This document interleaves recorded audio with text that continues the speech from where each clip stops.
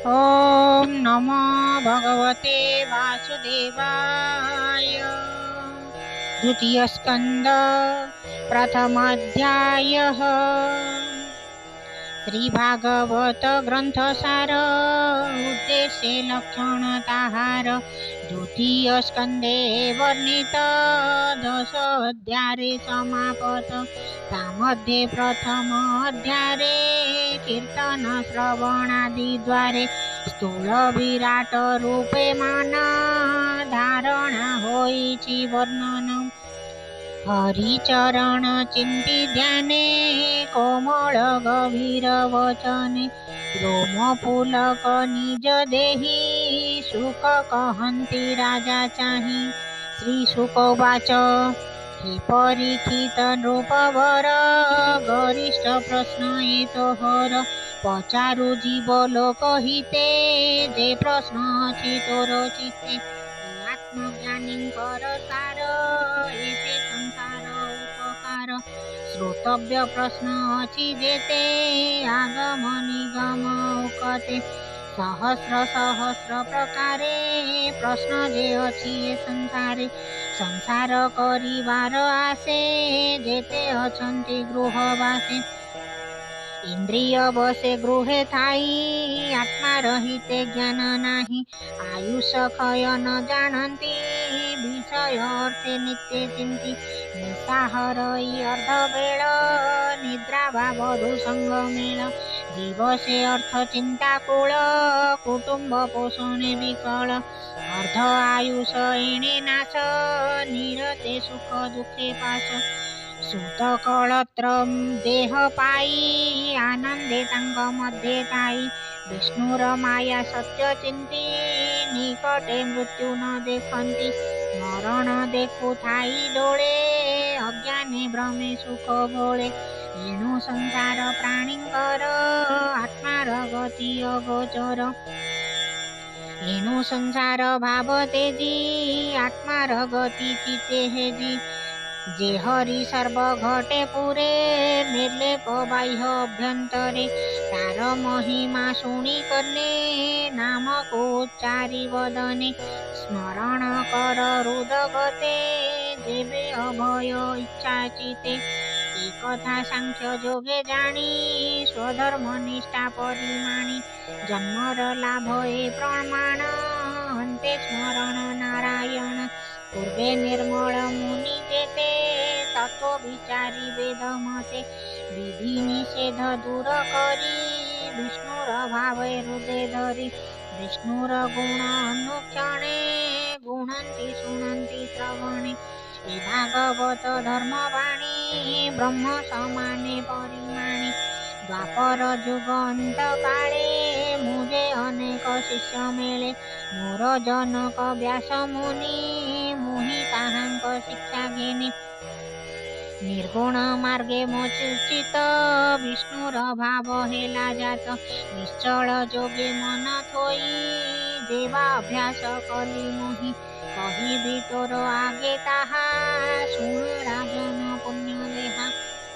ए भागवत बाणी करने जे शुणे श्रद्धा अवधाने। मुकुंद पादे तांक मन निश्चळे रहे अनुक्षण।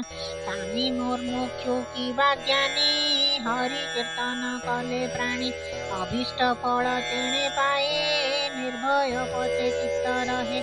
जोग अभ्यासे जोगी जने दीर्घे जीवंती जोगोद्याने। से पुणी कृष्ण नाम मुखे कहंती एक कुआरके। दीन वचंती कृष्ण गाई अंतरे तार पाद ध्याई। जे हरि न बोले बदने की प्रयोजन जोगोद्याने। काल निर्णय नाही तही हे नृप शुण मन देई। मुहूर्त मात्रे कृष्ण वाणी जे शुणे देवा मुखे वणी। से प्राणी आत्मा को उद्धरे की भाव बहु संवत्सरे। खट्वांग नामे राजा तिले स्वर्गे देवं को हित कला। रिपु संहारी देव पासे मिळिला भक्ती विश्वासे। दिवे बोईले माग बर शुणी बोईला लोक बर। ଆୟୁଷ ଅଛି ମୋର କେତେ, ଦେବେ କହିଲେ ଶାସ୍ତ୍ର ମତେ। ମୁହୂର୍ତ୍ତ ଅଛି ତୋ ଜୀବନ, ଶୁଣି ସନ୍ତୋଷ ରାଜା ମନ। ତକ୍ଷଣ ଆସି ମହି ତଳେ, ଭଜିଲା କିଞ୍ଚନ ମେଳେ। ମୁହୂର୍ତ୍ତେ ନାମ ଉଚାରିଲା, ଅନ୍ତେ ସେ ଗୋବିନ୍ଦେ ପଶିଲା। ଏବେ ଶପଥ ଦିନ ଯାଏ, ଜୀବନ ଥିବ ତୋର ଦେହେ। ଏବେ ହରିଙ୍କି ଆଶ୍ରେ କର, କର୍ଣ୍ଣେ ଶୁଣୁ ମୁଖେ ଉଚାର। ଜୀଅନ୍ତ କାଳେ କୃଷ୍ଣ ବାଣୀ, ମୁଖେ ଉଚାରେ କର୍ଣ୍ଣେ ଶୁଣି। ଯେତେ ବିଷୟ ଆତ୍ମା ଭେଦି, ଅସଙ୍ଗ ଶସ୍ତ୍ରେ ତାହା ଛେଦି। ଦେହେ ସେ ପଶେ କୃଷ୍ଣ ଭାବେ, ଶୁଣ କହିବା ତୋତେ ଏବେ। ଯେ ପ୍ରାଣୀ ଅନ୍ତ କାଳ ଜାଣି, ଆତ୍ମା ରହିତ ମନେ ଗୁଣି। ଘରୁ ବାହାର ହୋଇ ବନେ, ତପ ଆଚରେ ଧୀର ମନେ। ସ୍ନାନ ସାରି ତୀର୍ଥ ଜଳେ, ଆସନେ ବସିବ ନିଶ୍ଚଳେ। ଏକାନ୍ତେ ଯେ ବିଧି ଆସନେ, ପ୍ରଥମ ଆଶ୍ରମ ଲକ୍ଷଣେ। ଅଭ୍ୟାସ କରି ଶୋଧ ମନେ, ତ୍ରିଭୂତ ବ୍ରହ୍ମ ସୁମରଣେ। ପ୍ରାଣ ପବନ ଯୋଗେ ରୁନ୍ଧି, ସକଳ ଇନ୍ଦ୍ରିୟ ନିରୋଧି।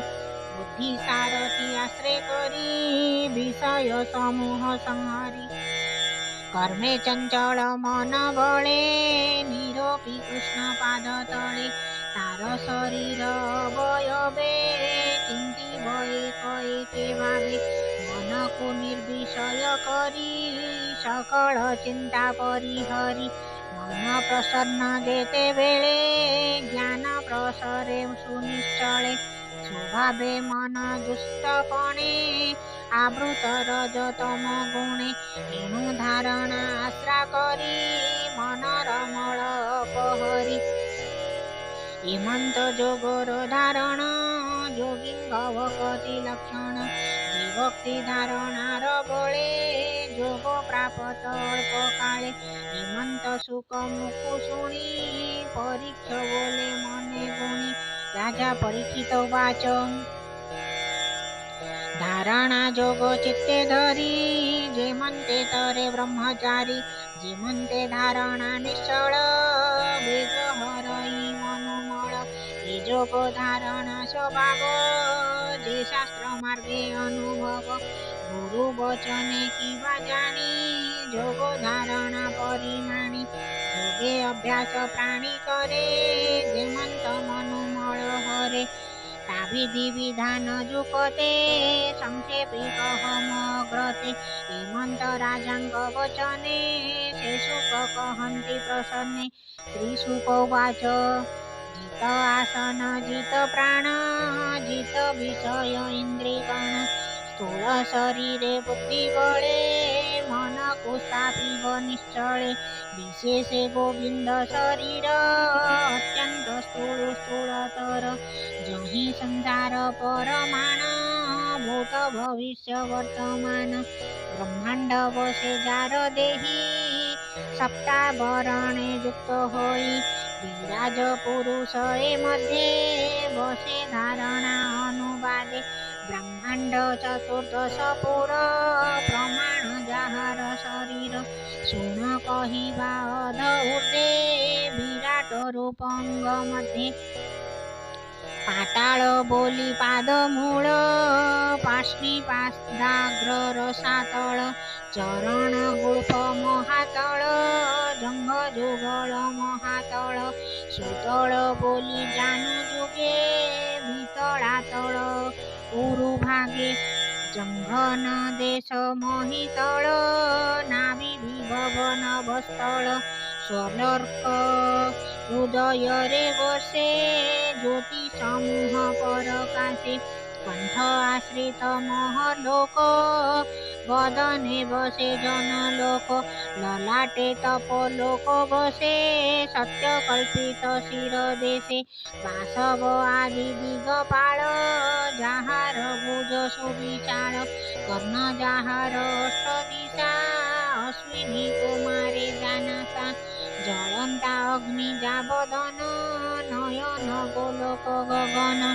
ତପନ ଯାର ଚକ୍ଷୁ ବେନି, ଉଦୟ ଅସ୍ତ पक्ष्मवेणी जार भ्रुभंग पद्मपद सलील ताळु रसजिह्व सकळ वेद ब्रह्मरुद्र विकट दंत जमपद जाहार तुंडे स्नेह कळा अध ऊर्ध्वरे दंतमाळा जन उन्माद जार हास जे विष्णु मायार प्रकाश संसार जाहार कटाक्ष ए जीवल भेजा प्रत्यक्ष उपर ओष्टे लज्जा बसे लोभ बसई अध देशे अधर्म बसई स्तन जुगे अधर्म बसे पृष्ठभागे मित्रे बसई प्रजापति मित्रा वरुण कोशे स्थिति उदधि जाहार उदर अस्ति समूह महीधर शिरा समूह नदी गण मुख्य औषधि तनुरोम अनंत बीज जही बसे श्वास पवन अणचासे जाहार गति जाण काळ जीव संसार जार खेळ जीमृत गण जार केश संध्या जाहार निज वास प्रकृति हृदय जाहार जाहार मन निशाकर विज्ञान शक्ति जा महिमा अंतकरण रुद्र सीमा करभ स्वस्वतर नख समूह करिवर जे पशु मृगादि विशेषे सर्वकल्पित श्रेणी देशे पक्षीये जार व्याकरण बुद्धि विषय मनुगण जार निवास नर देह जही कल्पित माया मोह गंधर्व विद्याधर आदि चारण गणिका प्रसिद्धि किन्नर गण जार स्वर बीर्जरे कल्पित असुर ब्राह्मण जार मुखो जात क्षत्रिय भृगुर संभूत पुरुरु वैश्य उत्पत्ति पादरु जात शूद्र जाति नाना प्रकार नाम बही अभीष्ट देवे जार देही निगम कर्म कांड जेते जाहार कर्म ए जुगते हेमंते ईश्वर देहे बसंती अवयव प्राये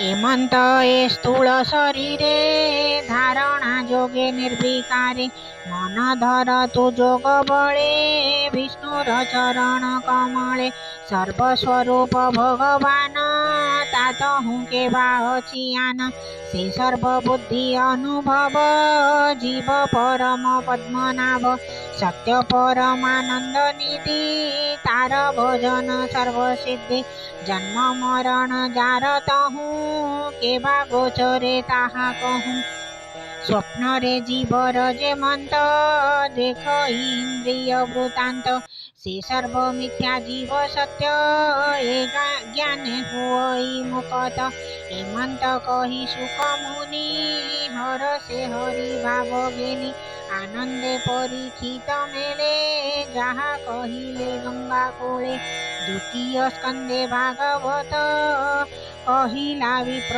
जगन्नाथ अमृत वाणी रसमये प्रिय जीवनानंद जाए इति श्रीमद्भागवते महापुराणे परमहंसायां संहितायां द्वितीय स्कंदे महापुरुष संस्थानुवर्णनं नाम प्रथमोऽध्यायः।